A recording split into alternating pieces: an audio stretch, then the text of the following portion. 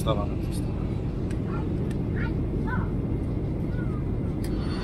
Benvenuto.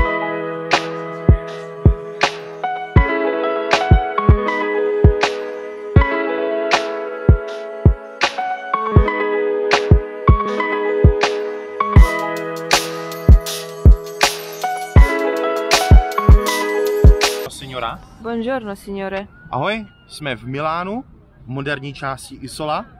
Za mnou je Bosco Verticale, což doslova znamená vertikální les. Tady je.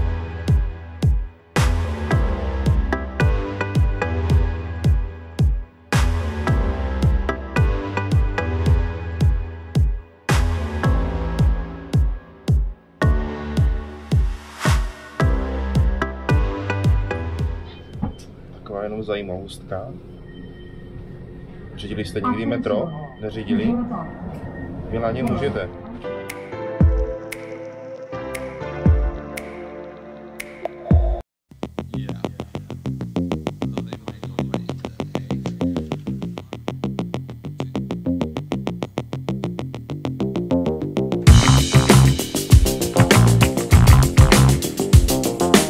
Katedrála svaté Marie. Je to druhá největší katedrála na Apeninském ostrově a největší, není největší, je druhá největší v Evropě, protože první je ve Vatikánu. Tohle je galerie Emanuela, nejznámější galerie v Miláně a vůbec v Evropě. Setkávají se tady nejlepší značky světa, Armady, Prada, Versace a podobně. Zkrátka sami značky, které já nenosím.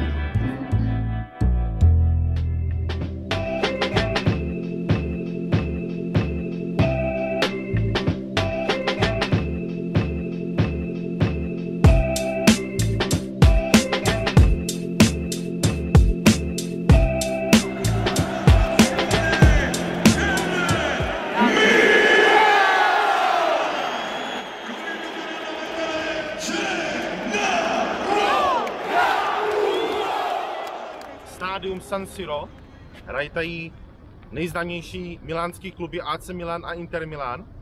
A shodou okolností, když jsem hrával jako malý kluk fotbal, dostal jsem svůj první dres. A to byl obránce Paolo Maldini.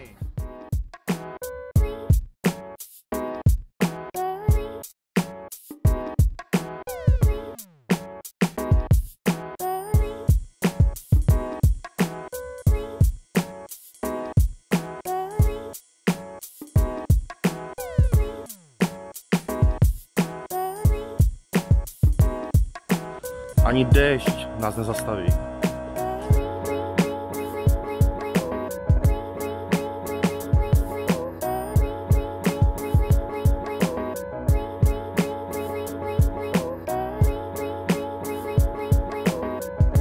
V Miláně najdete jediný Starbucks v Itálii. Pouze v Miláně. A proč? Protože Italové mají všichni svoji kávu, espresso a tak dále. A ten Starbucks musel udělat něco extra, proč to otevřít v Itálii. Tak to zkusili právě v Miláně a udělali extra to, že tady mají svoji pražírnu. A jdeme to průbnout.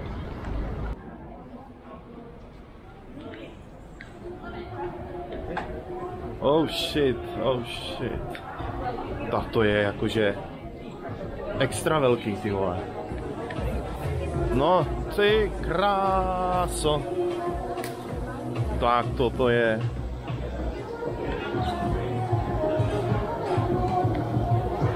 Tak tohle to by mohlo být v Brně. What the... To si dělají prdel.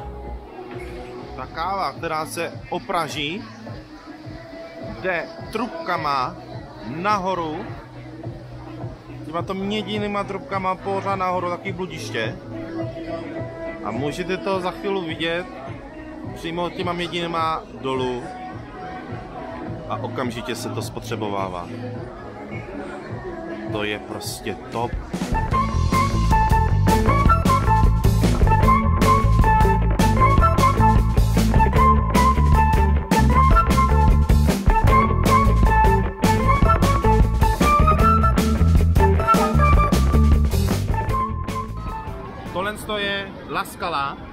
Je to operní dům, světově uznávaný operní dům. Co se týče uznání, tak bojuje s metropolitní operou v New Yorku a s vídeňskou operou. Lezou se tam necelých 3000 lidí a dneska tam asi mají nějakou dětskou akci, protože tady jsou všichni malí děti z celé Evropy.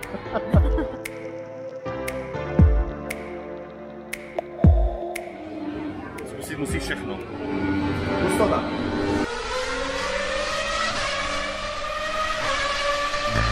Der Start. 0 auf 100 in 2 Sekunden.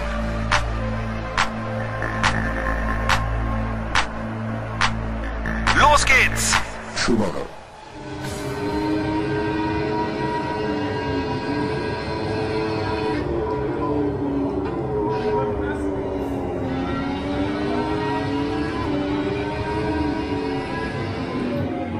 Není to tak lehký, jako. Vůbec to není lehký. Ono se to jenom zdá, ale se to s tebou nejde.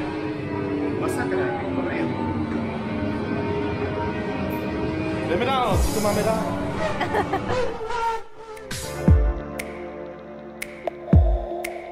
Toto je kostel, nebo nejslavnější kostel v Miláně. Kostel Santa Maria delle Grazie.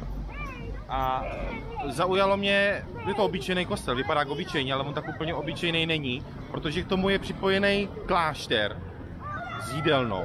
A v té jídelně se nachází obraz Poslední večeře od Da Vinciho.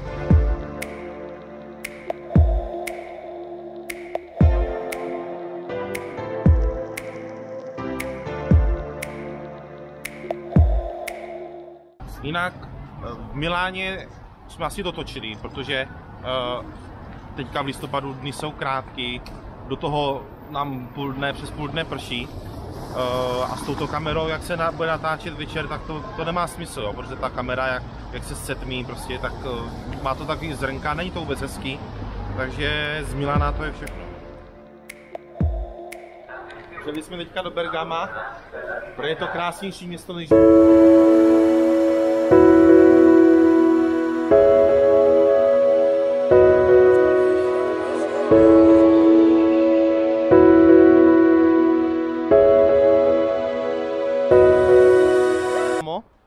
Tento klub s mini stadionem hraje Ligu mistrů.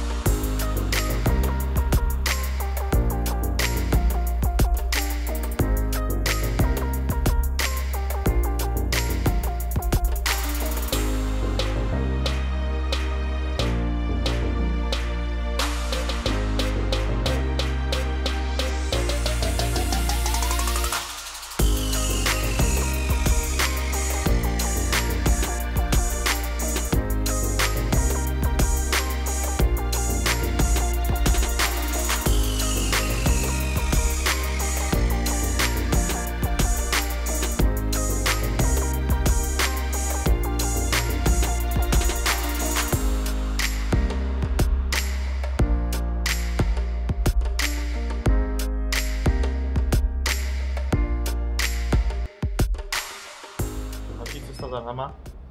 Miláno, Bergamo splněno. Musím uznat, že Bergamo není hezčí, Milán je hezčí. Bergamo je taková malá vesnička, no ale má svoje kouzlo, ale pokud bych to měl srovnávat s Milánem, tak Miláno je to. Tak to je všechno. Čaute.